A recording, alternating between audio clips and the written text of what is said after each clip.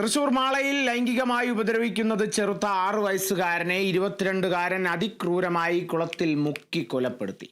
കുഴൂർ തിരുമുക്കളം സ്വദേശി അജീഷിന്റെ മകൻ ആബേലിനെയാണ് കൊലപ്പെടുത്തിയത്.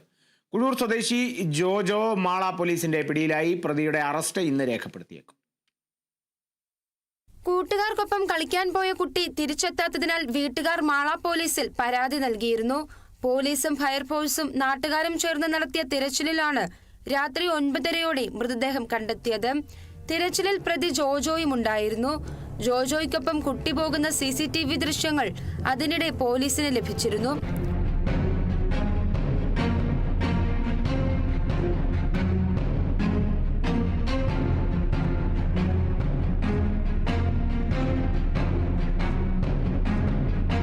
ഈ ദൃശ്യങ്ങളാണ് വഴിത്തിരിവായത്.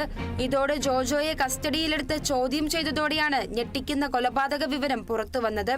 കുട്ടിയെ ലൈംഗികമായി ഉപദ്രവിക്കുവാൻ പ്രതി ജോജോ ശ്രമിച്ചു. എതിർത്ത കുട്ടി വിവരം അമ്മയോട് പറയുമെന്ന് പറഞ്ഞു. ഇതോടെ കുട്ടിയെ മുഖം പൊത്തിപ്പിടിച്ച് വെള്ളത്തിൽ മുക്കി.